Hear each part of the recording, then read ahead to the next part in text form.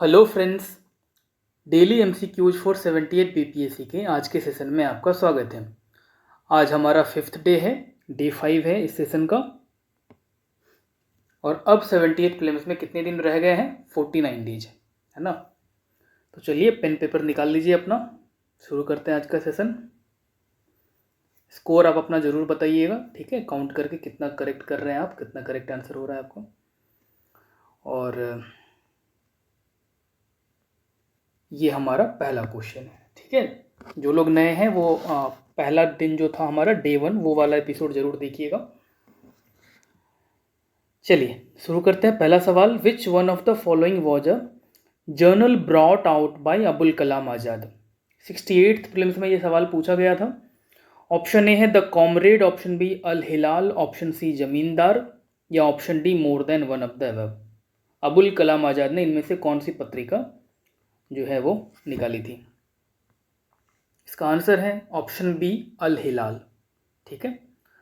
अबुल कलाम आज़ाद ने अल हिलाल पत्रिका निकाली थी। इसके अलावा जो बुक्स या जर्नल्स उन्होंने लिखा था उसकी या बात करें हम तो इंडिया विंस फ्रीडम लिखा था उन्होंने, ठीक है, और गुब्बारे खातिर पे उन्होंने लिखा था। ये दोनों बुक आप नोट कर लीजिए, ये भी पूछा गया है अलग अलग एग्जाम्स में, तो इम्पॉर्टेंट है।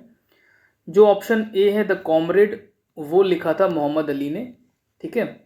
और जो ऑप्शन सी है ज़मींदार, वो लिखा था जफ़र अली खान ने, ठीक है। चलिए second question, which of the following is not a UNESCO world heritage site. 69th prelims का ये सवाल है। और ऑप्शंस हैं, option A Qutub Minar, option B Red Fort, option C India Gate, या option D none of the above. क्या होगा इसका आंसर? पॉज करके आप नोट कीजिए इसका आंसर। इसका आंसर होगा option C India Gate. Not पूछा था ना कि इनमें से कौन नहीं है, तो कुतुब मीनार भी है और रेड फोर्ट भी है, तो बचा इंडिया गेट। तो इंडिया गेट इसमें से जो है वर्ल्ड हेरिटेज साइट नहीं है। अगर हम बात करें टोटल कितनी वर्ल्ड हेरिटेज साइट है इंडिया में, तो 43 है, ठीक है। जो 2024 इसी साल एक एडिशन भी हुआ है, जो 43rd साइट है ना, वो है Moidams the mound burial system of Ahom dynasty. Ahom dynasty कौन से स्टेट से रिलेटेड है? असम से।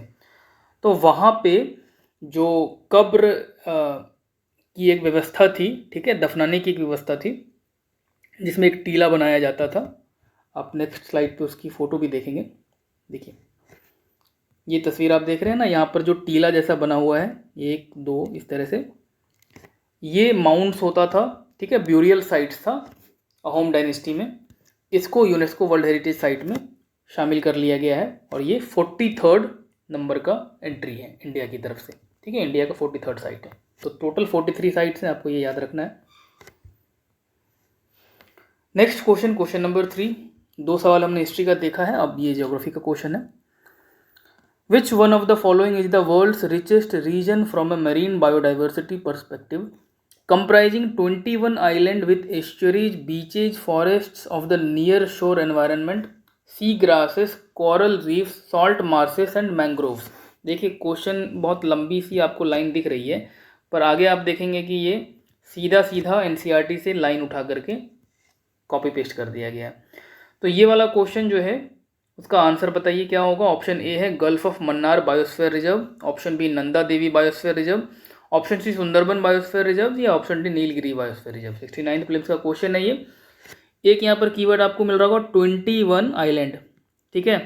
21 आइलैंड है वहाँ पे, एस्चुरीज है, बीच है, फॉरेस्ट है, ये सारी चीज़ें वहाँ पर है, और grasses, sea grasses, coral reefs, salt marshes, mangroves, ये सब वहाँ पे बनता है, ठीक है। तो क्या होगा इसका सही आंसर? आंसर होगा इसका ऑप्शन है Gulf of Mannar biosphere reserve, ठीक है। फ्रेंड्स, हमारे चैनल पर आपको सब्जेक्ट वाइज 69th प्रीलिम्स के सोर्स ट्रेसिंग की एक सीरीज है, जिसमें आप अलग अलग सब्जेक्ट्स के क्वेश्चंस कहाँ से पूछे गए थे वो प्रूफ के साथ में उसमें डाला गया है उस वीडियो में, ठीक है। जैसे आप यहाँ पे ज्योग्राफी वाला देख सकते हैं, जिसमें आपको ये मिल रहा है एनसीईआरटी से एज इट इज़ लाइन, यहाँ पे देखिए 21 islands, estuaries, beaches, forest of the near शोर एनवायरनमेंट, सी ग्रासेस, कोरल रीफ। मतलब क्वेश्चन में आपने जो लाइन अभी देखा ना, सेम वही लाइन जो है आपको एनसीईआरटी में दिया हुआ है, ठीक है। तो यहाँ से एज इट इज ये कॉपीड है क्वेश्चन, ठीक है। क्लास 11th की ये बुक है, इंडिया फिजिकल एनवायरनमेंट वाली बुक जो है उसमें से लिया गया है ये, ठीक है, एनसीईआरटी की बुक से। बाकी अब और भी जो सारे क्वेश्चन अगर उसकी भी सोर्स देखना चाहें तो प्रूफ के साथ वो हमारे चैनल पे आपको मिल जाएगा, ठीक है, वो भी आप चेक कर सकते हैं। चलिए आगे बढ़ते हैं। Question number 4, after independence of India Andhra Pradesh as a state was formed in. Andhra Pradesh कब बना था, किस साल जो है वो बना था। देखिए बीपीएससी ने एक सवाल पूछा था पिछले साल सिक्किम के बारे में, अगर आपको याद होगा 69th प्रीलिम्स में, कि सिक्किम जो है वो कौन से साल इस्टेब्लिश हुआ था, ठीक है। तो उसी पर बेस्ड ये वाला सवाल आपको देखने को मिल रहा है, आंध्र प्रदेश कब बना था। तो इसका क्या आंसर होगा, ऑप्शन ए है 1953, ऑप्शन बी 1952, ऑप्शन सी 1956 या option D none of the above. क्या होगा इसका आंसर, आंसर है इसका ऑप्शन ए 1953। 1953 में बना था और ये पहला ही राज्य था इस्टेब्लिश होने वाला, ठीक है। आज़ादी के समय जो आज़ादी के बाद जब क्या बोलते हैं संविधान हमारा बना, ठीक है, तो संविधान बनने के बाद जो है पहली बार जो राज्य बना वो है आंध्र स्टेट, ठीक है।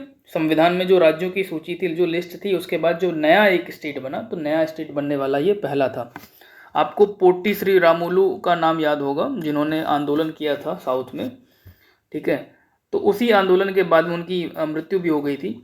तेलुगु स्पीकिंग एरिया जो मद्रास स्टेट का था ना, उसको अलग करके एक नया राज्य बनाया गया था आंध्र स्टेट। कब बना था ये, 1 अक्टूबर 1953 को, और तब राजधानी इसकी कुरनूल थी, ठीक है। तो आंध्र स्टेट की कैपिटल थी उस वक्त कुरनूल। बाद में फिर जब आपको पता होगा कि स्टेट्स रीऑर्गेनाइजेशन एक्ट आया था 1956, जिसके तहत फिर से नए तरीके से राज्य जो है वो स्टैब्लिश हुए। तो ये जो आंध्रा स्टेट 1953 में बना था, ये स्टेट्स रीऑर्गेनाइजेशन एक्ट 1956 आने के बाद जो है फिर आंध्र प्रदेश बना 1956 में, ठीक है। और इसका कैपिटल जो है वो फिर क्या हो गया, हैदराबाद हो गया, ठीक। तो इनिशियल कैपिटल जो इसका कुरनूल था वो बाद में हैदराबाद हो गया। चलिए आगे बढ़ते हैं, next question. Human capital formation as a concept is better explained in terms of a process which enables. 69th prelims में इकोनॉमी का ये क्वेश्चन है। देखिए स्टेटमेंट दिए हुए हैं। पहला स्टेटमेंट है individuals of a country to accumulate more capital. Question यहाँ पर ह्यूमन कैपिटल फॉर्मेशन के बारे में, कि ये जो कॉन्सेप्ट है ये क्या इनेबल करता है। Individuals of a country to accumulate more capital, यानी जो इंडिविजुअल्स हैं उनको ज़्यादा से ज़्यादा कैपिटल वो एक्यूमुलेट कर पाते हैं। दूसरा है increasing the knowledge, knowledge increase होता है। तीसरा है इंक्रीजिंग द स्किल लेवल, और चौथा है increasing the knowledge, skill level and capacities of the people of the country. क्या होगा करेक्ट आंसर, ऑप्शन ए है only 1, option B 1 and 2, option C 3 and 4 and option D only 4। क्या होगा इसका सही आंसर, इसका सही आंसर है ऑप्शन डी ओनली 4। देखिए आपको लग रहा होगा कि 1 भी तो सही लग रहा है, मतलब ह्यूमन कैपिटल फॉर्मेशन में ह्यूमन के पास ज़्यादा से ज़्यादा कैपिटल हो, ये तो बात है ही, नॉलेज हो उनके पास, स्किल हो। पर बीपीएससी ने जो आंसर की जारी किया था फाइनल, उसमें जो उन्होंने एक्सप्लेनेशन दिया है वो क्या दिया है कि statement 4 is inclusive of statement 1, 2 and 3, ठीक है। यहाँ आप देख सकते हैं लिखा हुआ है स्टेटमेंट 4 जो है उसमें 1, 2 और 3 ये तीनों स्टेटमेंट्स शामिल है, ठीक है। इसलिए स्टेटमेंट 4, इसलिए ऑप्शन डी जो है ओनली 4 ये सही हो रहा है, क्योंकि ऑप्शन डी जो है उसमें क्या है, देखिए आप, नॉलेज भी है, यानी कि जो स्टेटमेंट 2 देख रहे हैं आप वो वाली बात भी है, स्किल लेवल्स यानी स्टेटमेंट 3 जो देख रहे हैं आप वो वाली बात भी, कैपेसिटीज ऑफ द पीपल, उनके पास ज़्यादा से ज़्यादा कैपिटल हो, उनकी कैपेसिटी बढ़े, तो सारी चीज़ें जो है स्टेटमेंट 4 में शामिल हो ही गई है, इसीलिए ओनली 4 जो है बीपीएससी ने करेक्ट माना है, ठीक है।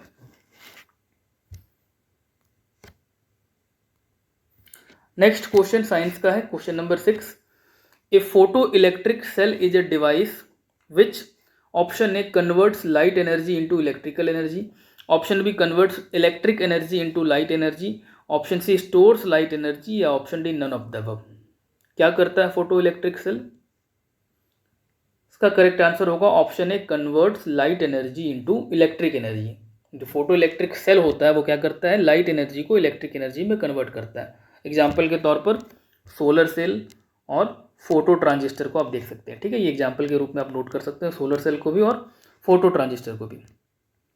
और याद रखेंगे कि कन्वर्ट किसको किस में करता है, लाइट एनर्जी को इलेक्ट्रिक एनर्जी में करता है। तभी तो हम सन से इलेक्ट्रिसिटी जनरेट करते हैं ना। Next question, the amount of solute present per unit volume और per unit mass of the solution और solvent is known as in chemistry. Chemistry में जो अमाउंट ऑफ सोल्यूट है, किसी भी सॉल्यूशन में कितना अमाउंट है या किसी सॉल्वेंट के कंपैरिजन में कितना सॉल्यूट है, ये चीज़ जो है क्या कहलाती है? Option A composition of solute, option B concentration of solvent, option C concentration of solute, या option D concentration of solution. क्या होगा इसका सही आंसर? सही आंसर है इसका option D, concentration of solution, ठीक है। Amount of solute present per unit volume और per unit mass of the solution या सॉल्वेंट। किसी भी सॉल्यूशन या किसी सॉल्वेंट में कितना सॉल्यूट मिला हुआ है, इस चीज़ को हम कॉन्सेंट्रेशन बोलते हैं। किस चीज़ का? Concentration of solution. ये भी आपको देखिए उसी सीरीज में जिसमें हमने सोर्स ट्रेस किया था, हर एक सब्जेक्ट के हर एक क्वेश्चंस का जो है सोर्स ट्रेस किया था, उसमें हमने पाया था कि एनसीईआरटी में सीधे सीधे ये चीज़ें दी हुई है। आप देख सकते हैं यहाँ पे, the concentration of solution is the amount of solute present in a given amount of solution. देख रहे हैं ना, ये एनसीईआरटी में दिया हुआ है, क्लास 8 या 9 की एनसीईआरटी है ये, ठीक है। तो आप चाहें तो ये वाली वीडियो भी देख सकते हैं, इसमें साइंस के सारे सवालों को ट्रेस किया गया है कि वो कौन से बुक से सॉल्व हो पा रहा है, ठीक है। 55,000 लोगों ने अब तक तो देख लिया है इसको। अगर आपने नहीं देखा है तो ज़रूर देखिएगा इसको। चलिए आगे बढ़ते हैं। Question number 8, consider the following statements regarding the Vikramshila university in Bihar. ये बिहार स्पेशल का क्वेश्चन है और 69th प्रीलिम्स में पूछा गया था। स्टेटमेंट बेस्ड है। Statement 1, it was located in the present day Banka district of Bihar. Statement 2 है, it was established by king Gopal one of the Pal dynasty. Statement 3 है, the Vajrayana sect of Buddhism flourished here. और statement 4 है, other subjects like astronomy, logic, law, grammar and philosophy were also taught here. क्या होगा correct answer? Options दिए हुए हैं यहाँ पर, option A 2 and 3, option B 1 and 4, option C 1 and 2, या option D none of the above. एक चीज़ पहले ध्यान दीजिएगा, which of the above statement are incorrect पूछा है, ठीक है, इसका ध्यान रखिएगा आप। तो इनकरेक्ट कौन कौन से हैं इसमें बताइए अब क्या है? तो इसका करेक्ट आंसर हो जाएगा option C, 1 and 2 are incorrect, ठीक है। कैसे इनकरेक्ट? पहला स्टेटमेंट क्या है? पहला स्टेटमेंट कह रहा है विक्रमशिला यूनिवर्सिटी के बारे में कि it was located in the present day Banka district. अगर आपको ये भी पता हो कि विक्रमशिला जो है वो यूनिवर्सिटी कहाँ पे इस्टेब्लिश हुआ था या कहाँ पे था, तो आपको ये पता होगा कि वो भागलपुर में था, है ना। बांका में नहीं था बल्कि भागलपुर में था। और दूसरा स्टेटमेंट जो कह रहा है कि it was established by king Gopal one of the Pal dynasty, तो गोपाल वन ने नहीं किया था इसको, गोपाल वन ने नहीं किया था, किसने किया था? धर्मपाल ने किया था, है ना। तो ये स्टेटमेंट भी रॉन्ग हो गया क्योंकि गोपाल वन के द्वारा इस्टेब्लिश नहीं था। तो ऑप्शन 1 स्टेटमेंट 1 और स्टेटमेंट 2 इनकरेक्ट है। बाकी स्टेटमेंट 3 क्या कह रहा है? वज्रयान सेक्ट ऑफ बुद्धिज्म, जो बुद्धिज्म जो बौद्ध धर्म था उसका वज्रयान संप्रदाय जो है वो यहाँ पे फल फूल रहा था, ये बात सही है। और चौथा जो स्टेटमेंट है कि यहाँ पर ये अलग अलग सब्जेक्ट्स पढ़ाए जाते थे, astronomy, logic, law, grammar, philosophy, तो ये बात भी सही है, ठीक है। अगर आपको ये पता ना हो तो आप नोट कर सकते हैं, ये वज्रयान वाली बात आप जरूर नोट कर लीजिए। ये पूछ सकता है कि बुद्धिज्म का कौन सा संप्रदाय यहाँ पे जो है फ्लोरिश कर रहा था। नेक्स्ट क्वेश्चन करंट अफेयर्स का है ये, recently which African country has reported N outbreak of Marburg virus MVD। कौन से अफ्रीकन कंट्री में अभी हाल फिलहाल में मार्बर्ग वायरस जो है वो रिपोर्ट किया गया है? ऑप्शन ए है Rwanda, option B Kenya, option C Ghana, या ऑप्शन डी क्यूबा। कौन सा कंट्री है? ऑप्शन ए रवांडा जो है वो करेक्ट आंसर है, ठीक है, रवांडा। MVD जो है वो एक वायरस वाला डिजीज है, ठीक है, वायरलेंट डिजीज है मार्बर्ग वायरस। और ये इबोला जो बीमारी है ना उससे मिलता जुलता है, ठीक है। हेमरेजिक फीवर ये होता है इसमें। और ये अगर हम बात करें कि कौन से वायरस फैमिली से बिलोंग करते हैं तो फिलोविरिडाई, ठीक है, या कह लीजिए फिलो वायरस, याद रखिएगा इसको कि कौन सी वायरस की फैमिली है इसमें। इबोला में भी वही है, इबोला भी उसी से बिलोंग करती है और मार्बर्ग भी, दोनों वायरस, ठीक है। और मार्बर्ग वायरस क्यों बोलते हैं इसको, क्योंकि ये जो वायरस है ये पहली बार 1967 में जर्मनी का एक शहर है, शहर का नाम है मार्बर्ग, वहाँ पे ये पाया गया था पहली बार, इसलिए इस वायरस का नाम ही मार्बर्ग वायरस रखा गया, ठीक है। अभी हाल फिलहाल में रवांडा में ये पाया गया है वहाँ पे, ठीक है, बहुत सारे लोगों में पाया गया और कुछ लोगों की डेथ भी हो गई है वहाँ पे। चलिए 10th question, Mount Erebus recently seen in the news is located in. Option A Asia, option B Europe, option C Australia या option D Antarctica. Mount Erebus जो है वो हाल फिलहाल में खबरों में था, वो कौन से कॉन्टिनेंट से, महादेश से संबंधित है, कहाँ पे वो स्थित है। Option A Asia, Europe, Australia या अंटार्कटिका, बताइए इसका आंसर क्या होगा। तो इसका आंसर हो जाएगा ऑप्शन डी अंटार्कटिका, ठीक है। जो अंटार्कटिका कॉन्टिनेंट है वहाँ पर माउंट एरेबस लोकेटेड है। एक बात ये देख लीजिए इसके बारे में, माउंट एरेबस के बारे में, कि ये सदर्न मोस्ट एक्टिव वॉल्केनो है, ठीक है। डोरमेंट वॉल्केनो, एक्टिव वॉल्केनो, किस तरह का वॉल्केनो है, तो ये एक्टिव वॉल्केनो है, ये याद रखिएगा। और सदर्न मोस्ट एक्टिव वॉल्केनो है, पूरी दुनिया का सबसे सदर्न मोस्ट, ठीक है, दक्षिणतम जो है ये माउंट एरेबस जो है वॉल्केनो है, एक्टिव वॉल्केनो। और ये खबरों में इसलिए था क्योंकि यहाँ से ना गोल्ड के माइक्रो क्रिस्टल्स जो है वो इमिट हो रहे हैं। वॉल्केनो जब कहीं भी होगा एक्टिव वॉल्केनो तो वहाँ लावा निकलेगा, उसके साथ में बहुत सारी चीज़ें निकलती हैं, तो गोल्ड के भी कुछ कण जो है वहाँ पर, सोना जो है वो भी वहाँ से निकल रहा है थोड़ा थोड़ा, इसलिए ये खबरों में था, ठीक है। वॉल्केनो से आमतौर पर सोना तो नहीं मिलता है, पर यहाँ पे पाया जा रहा है ये, ठीक है, इसलिए न्यूज़ में था ये, आपको याद रखना है। माउंट एरेबस अंटार्कटिका में है। तो हमने कर लिया प्रैक्टिस 10 क्वेश्चंस, है ना। अब आपका जो स्कोर है वो ज़रूर बताइए आप कमेंट करके, और किस स्टेज में है आप, वो जो 4 स्टेज पोएटिक लाइन है उसको भी लिखिए आप, ठीक है। पिछले वीडियो में आप लोगों ने लिखा था, बहुत अच्छा लग रहा है वो देखकर। ऐसे ही लर्न करते रहिए। ऑल द बेस्ट, धन्यवाद।